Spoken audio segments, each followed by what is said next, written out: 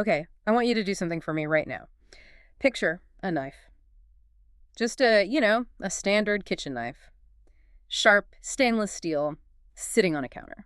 Got it. Yeah. Wooden counter. Now, that knife is the definition of a tool.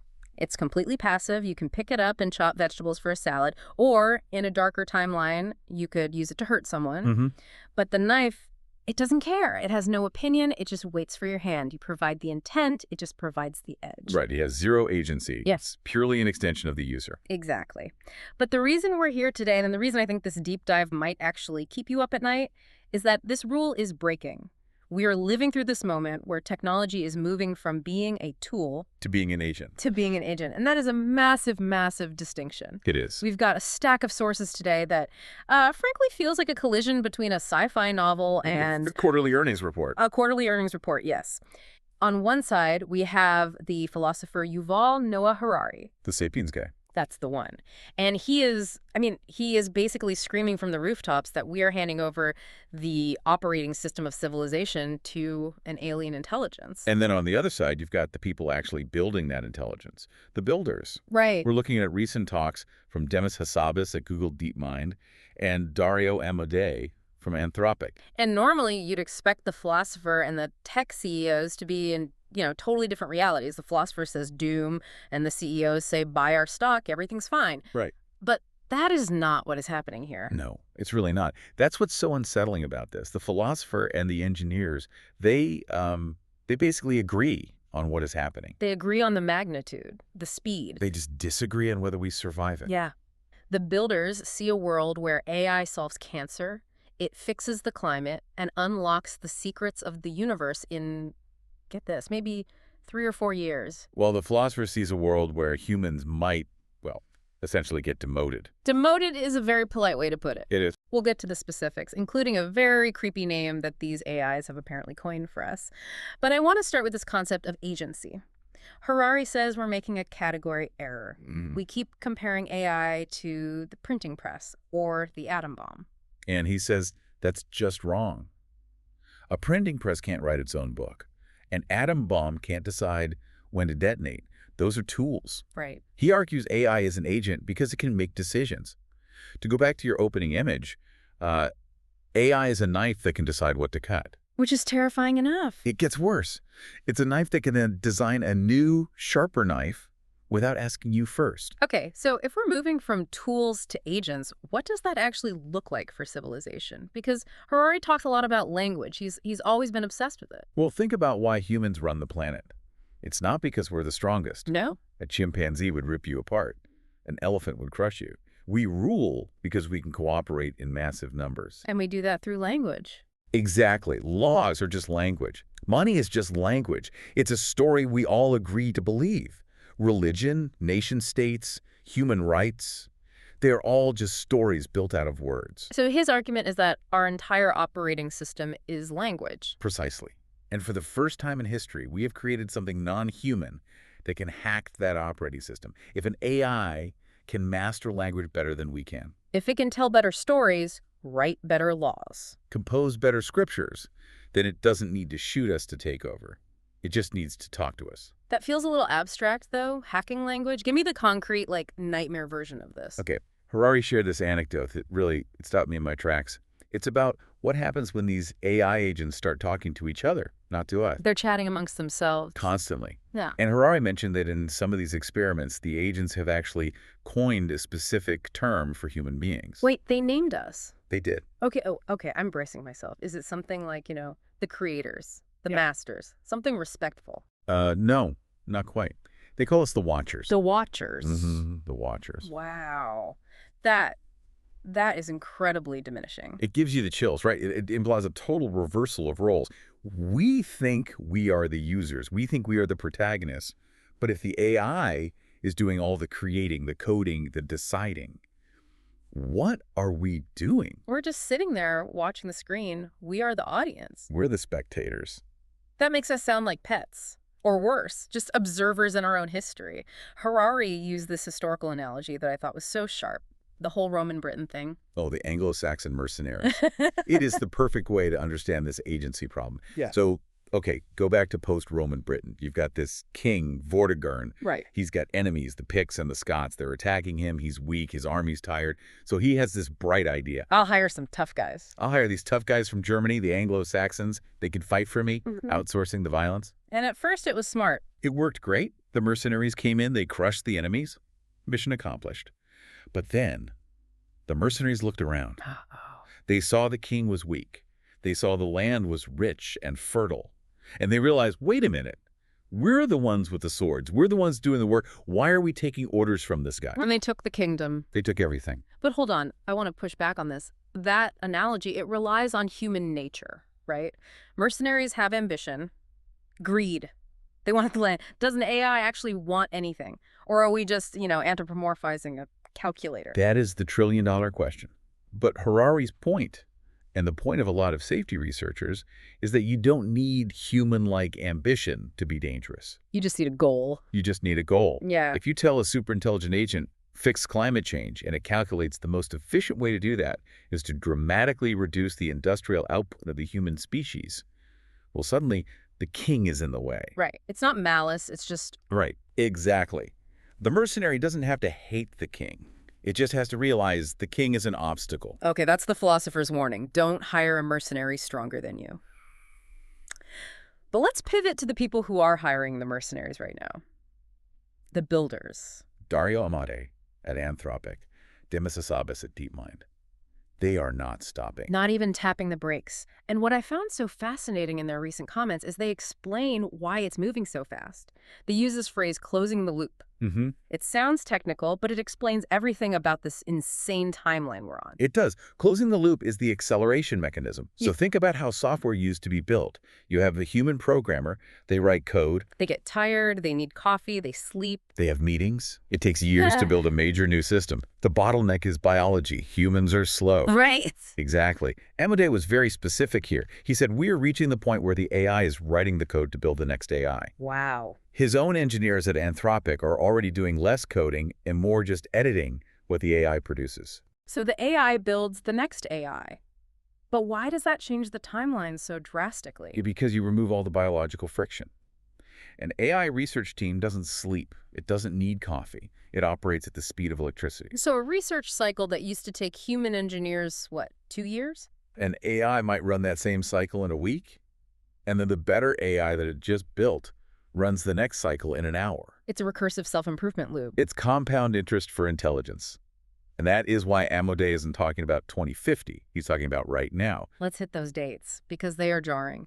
Amodei is predicting models that can do basically everything a human can do, and he specifies, at a Nobel laureate level by 2026 or 2027. That is literally next year or the year after. It's unbelievable. He calls it technological adolescence, which sounds like a very turbulent, awkward puberty for the entire human race. It's a nice euphemism for a complete societal upheaval, isn't it? And what about Hassabis? He's usually more cautious one. He is slightly more conservative, but not by much.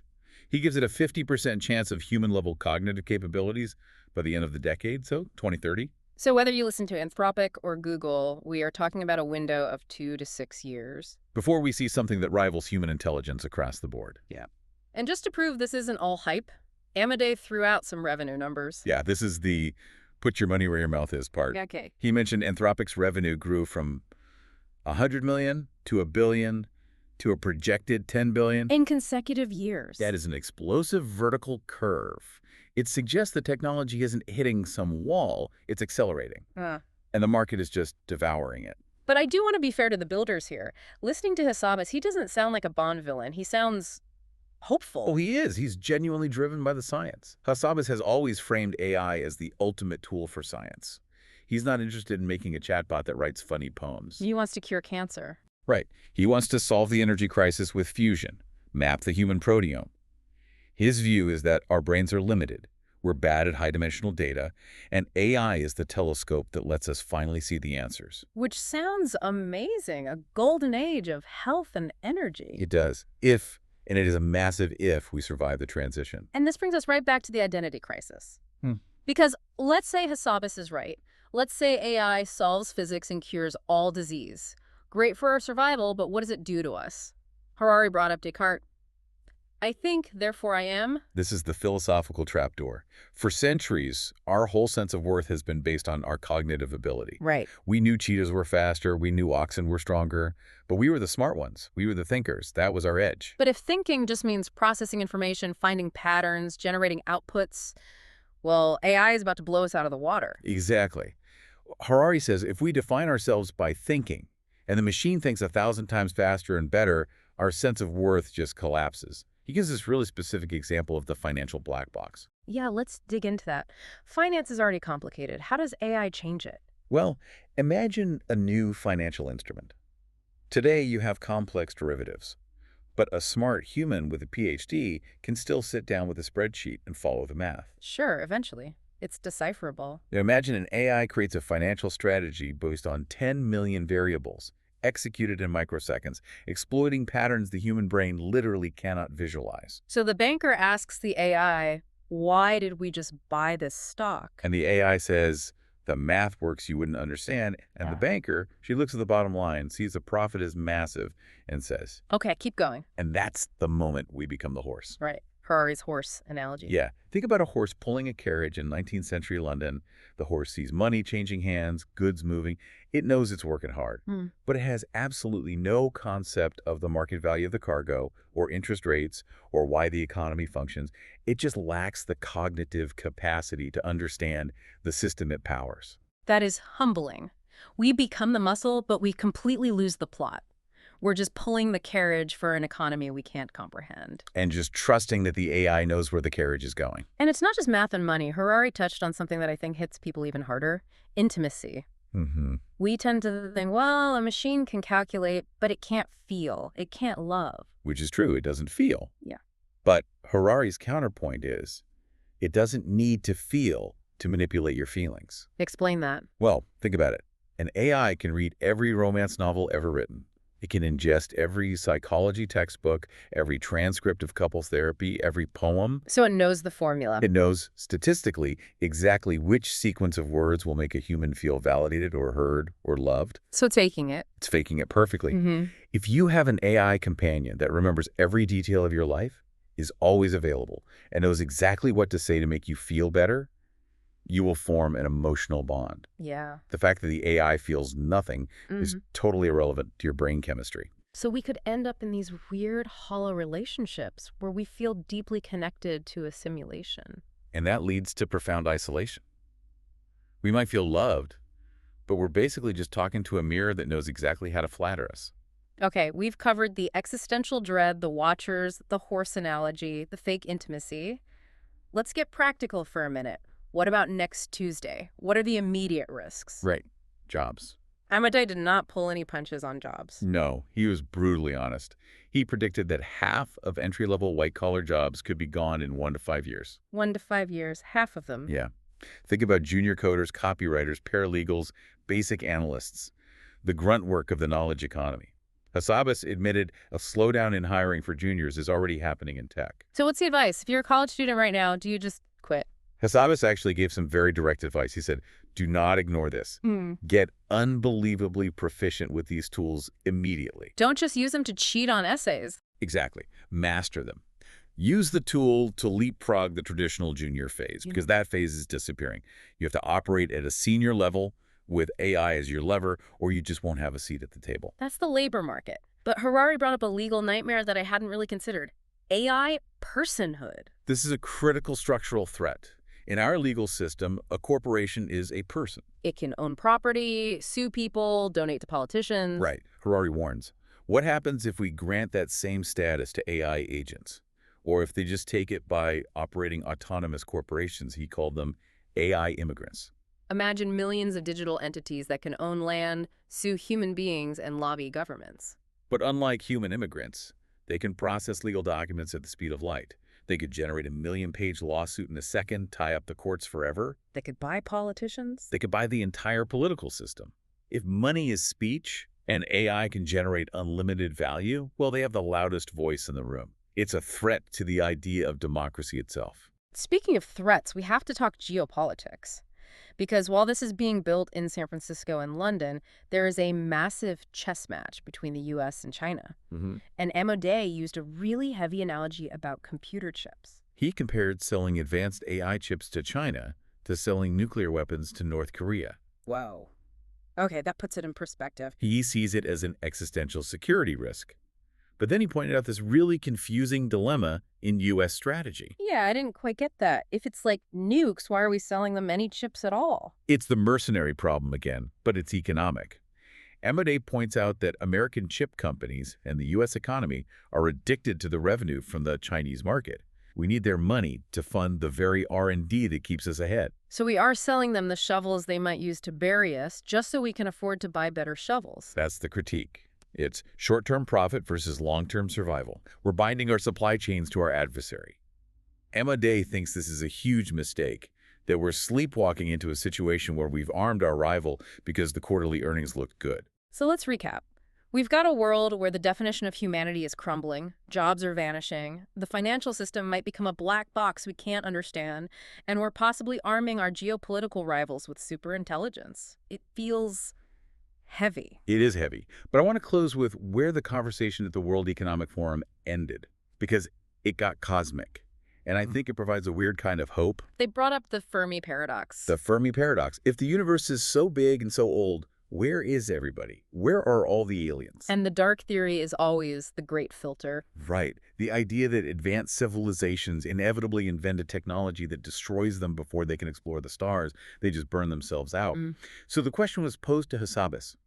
Is AI that technology? Is this the filter? And what did the guy building it say? He was surprisingly optimistic. He thinks we've already passed the great filter. Really? He thinks the hard part was biological life evolving in the first place. Yeah. Getting from single cells to complex brains. He thinks now we're actually in charge of our own destiny. So he sees AI not as the end, but as the rocket fuel. He sees us moving past this technological adolescence and becoming a multiplanetary species, with AI as the engine that gets us there. He really thinks we can make it. So it really is a binary choice. We either become the watchers, slowly fading into irrelevance while our creations run the universe. Or we guide this transition and enter a golden age. That is the mission. And the most important thing to remember is that the outcome isn't written in code yet. It's not up to the AI. Up to us. It's up to us. So here's the final thought I want to leave you with today. We've talked about AI taking over logic, strategy, coding, even simulating intimacy. If the machine can outthink you, outwork you, and outcharm you, what is left? It's the ultimate question. What is the specific human quality that you are going to cultivate that a machine cannot replicate? Is it consciousness? Is it suffering? Is it genuine connection? Finding the answer to that question. It might be the only career advice, and maybe the only life advice that matters in 2030. And that is a question no AI can answer for you. Thanks for listening to The Deep Dive. We'll see you next time.